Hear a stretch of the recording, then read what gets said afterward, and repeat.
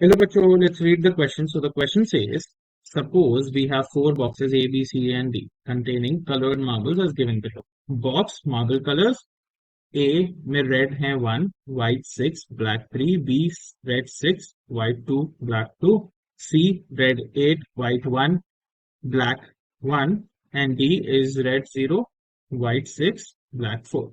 One of the boxes has been selected at random and a single marble is drawn from it. If the marble is red, what is the probability that it was drawn from box A, box B, box C? ठीक है बच्चों, तो यहाँ पे इसका की concept लिख रहे हैं। की कॉन्सेप्ट, अब मेरा जो एक इवेंट है बॉल मार्बल रेड निकलने का, वो इन कंस्ट्रेंट्स पे डिपेंडेंट है कि वो बॉक्स ए, बॉक्स बी, बॉक्स सी। तो यहाँ पे कभी भी ऐसा कोई क्वेश्चन है, सो मैं हमेशा यूज करूंगा बच्चों बेस थ्योरम का। अब बेस थ्योरम होता है दैट प्रोबेबिलिटी ऑफ ए के वजह से बी होने की is equal to probability A of B is equal to probability B of A multiplied by probability of A upon probability of B. तो अब कितने भी इवेंट्स आते रहे वो आगे प्लस होते रहेंगे, ऐड होते रहेंगे। अब बच्चों यहाँ पे क्या क्या है, जो मेरे ए एंड बी है, A and B are events. देखो, probability of A of B क्या है बच्चों? Probability of A of B is probability of A given B is true, मतलब बी हो चुका है, बी हो रहा है, right. And probability of B of A क्या है? इसका उल्टा, क्या? Probability of B is given probability of B given, यहाँ पे कॉमन लगाते हैं, A is given A is true. तो बच्चों, और प्रोबेबिलिटी ऑफ ए और बी तो इंडिपेंडेंट प्रोबेबिलिटीज हैं of event A and B. तो देखो यहाँ पे मैं कुछ इवेंट्स पहले ही सेटिस्फाई कर लेता हूँ, पहले ही मार्क कर देता हूँ। देखो, आर मैं लूंगा कि रेड मार्बल इज ड्रॉन, जो मेरा मार्बल है वो रेड है, रेड मार्बल इज ड्रॉन। बच्चों दूसरा इवेंट मैं लूंगा ए, कि रेड, रेड नहीं, marble is selected, right. Red का भी पता करेंगे। सो ए इवेंट क्या लूंगा? Marble is selected from box A. अब बच्चों बी क्या हो जाएगा? बी एक इवेंट ऐसा है कि marble is selected from box B. C event क्या हो जाएगा? मार्बल इज सिलेक्टेड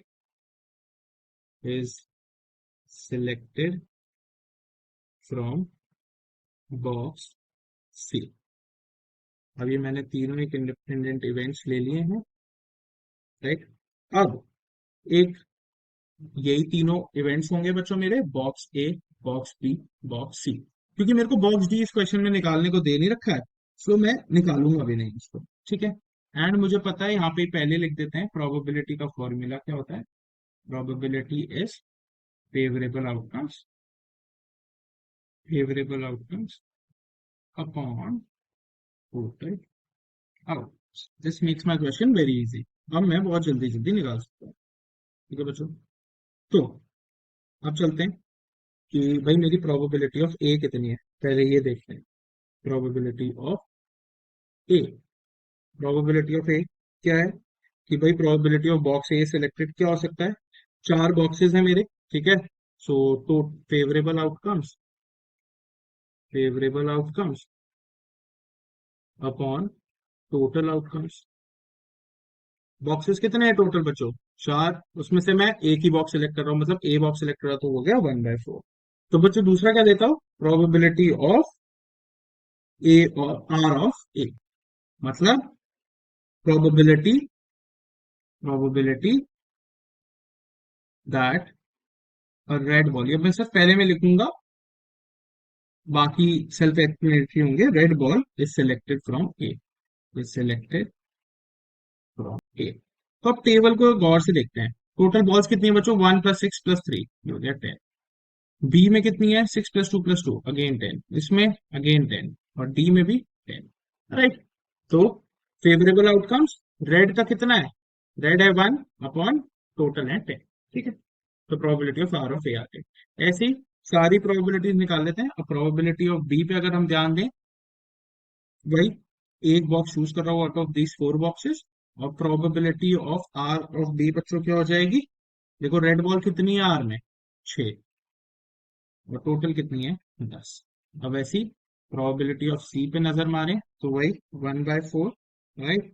और प्रोबेबिलिटी ऑफ आर ऑफ सी बच्चों कितनी है, आर ऑफ सी कितनी है, आर आर 8 बॉल है टोटल, 10 में से हो गया 8/10। I hope this is very clear, बहुत आसानी से मैंने आपको समझा दिया है। अब बच्चों डी की हमें जरूरत नहीं है इस क्वेश्चन में, हम तब भी निकाल लेते हैं फॉर आर ईज, राइट। क्योंकि जब हम क्वेश्चन को सॉल्व कर रहे होंगे तो हमारे को सारी ही प्रोबेबिलिटीज चाहिए बच्चों, ऐसा नहीं है कि हमें प्रोबेबिलिटी ऑफ डी नहीं चाहिए, प्रोबेबिलिटी ऑफ कोई और नहीं चाहिए, हमें सभी चाहिए होगा। ठीक है, तो probability of D, again box का तो 1/4, और probability of R of D बच्चों कितना हो जाएगा, टोटल रेड बॉल्स कितनी है उसमें, है ही नहीं, 0, तो 0.10। ठीक है, अब अलग अलग वैल्यूज निकाल लेते हैं। अब देखो मैं कैसे यहाँ पे जस्टिफाई करूंगा प्रोबेबिलिटी ऑफ, या नेक्स्ट पेज से हम करते हैं, वेरी इजी। सबसे पहले बॉक्स ए की probability of box A red marble आने की, इसको कैसे करेंगे, probability probability probability of marble red, marble red, red marble, marble red drawn from box A. ठीक है बच्चों, कैसे दे पाऊंगा मैं इसको फॉर्मूला, की probability of A of R according to Bayes theorem will be given by probability of A multiplied by probability of R of A upon, अब upon पे बच्चों बहुत ध्यान देना, सबकी टोटल प्रोबेबिलिटी, मतलब probability of A multiplied by probability of R of A plus probability of B multiplied by probability of R of B plus probability of C multiplied by probability of R of C plus probability of D, D भी आएगा multiply by probability of R of D. Question में नहीं निकालना वो अलग बात है, आएगा जरूर क्योंकि हम टोटल प्रोबेबिलिटी तो उसको मिला के ही देंगे। अब बच्चों कुछ नहीं है, सिर्फ वैल्यूज पुट करनी है, वैल्यूज पुट कर दीजिए। Probability of A 1/4, R of A की प्रोबेबिलिटी है 1/10, अपॉन में बच्चों ध्यान दीजिएगा, 1/4 multiplied by 1/10 plus 1/4 multiplied by 6/10 plus 1/4 multiplied by 8/10 plus 1/4 multiplied by 0/10।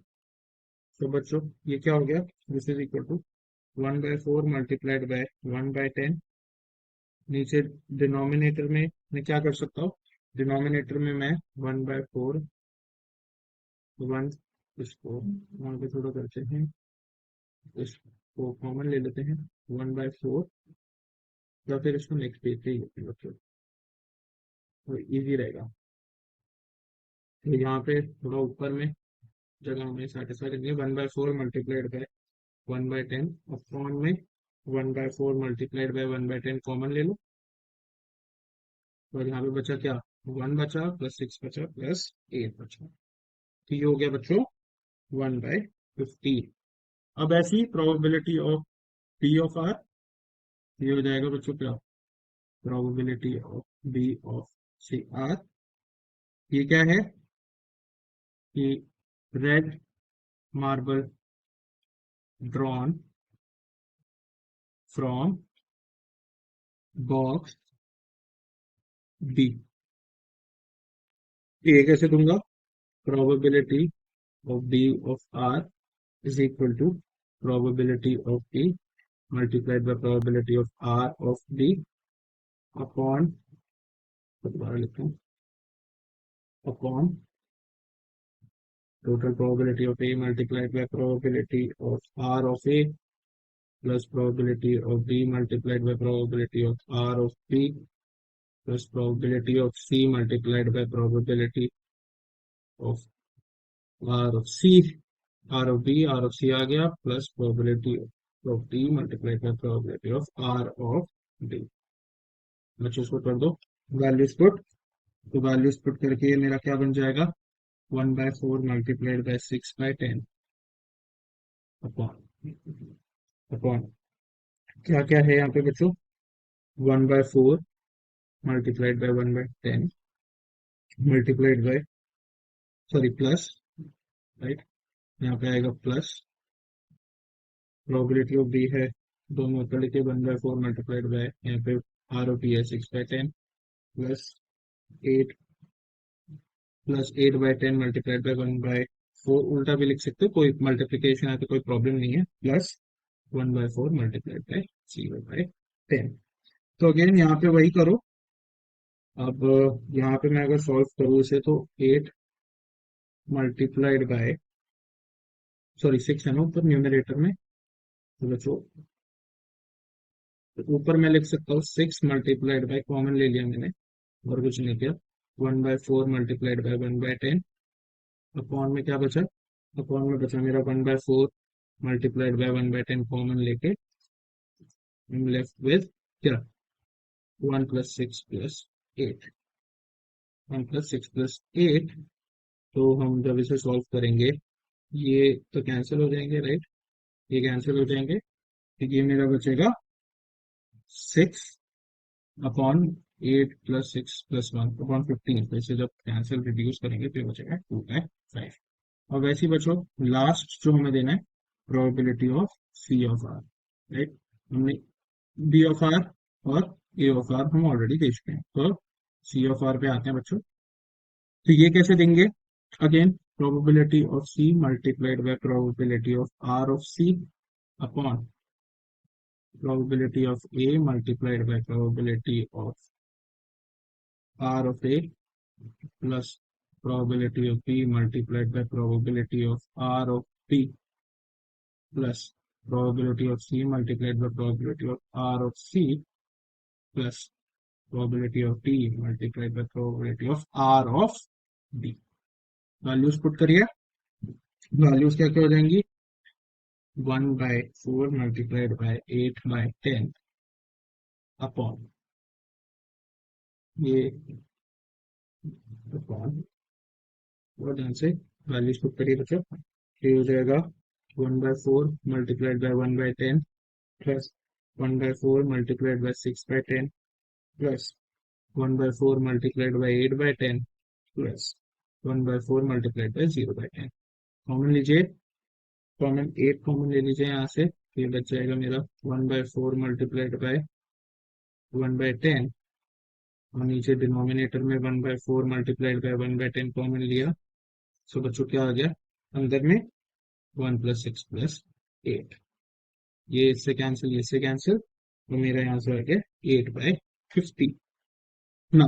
अब मेरी सारी प्रोबेबिलिटीज आ गई, सो आई कैन राइट, सो ऐसे लिखते हैं, सेलेक्टिंग फ्रॉम बॉक्स ए कितना आया 1/15, सेलेक्टिंग फ्रॉम बॉक्स बी बच्चों कितना आया 2/5, एंड सेलेक्टिंग फ्रॉम बॉक्स सी बच्चों कितना आया 8/15। So the final answer is box A 1/15, box B 2/5, box C 8/15. I hope you understood it well. Best of luck.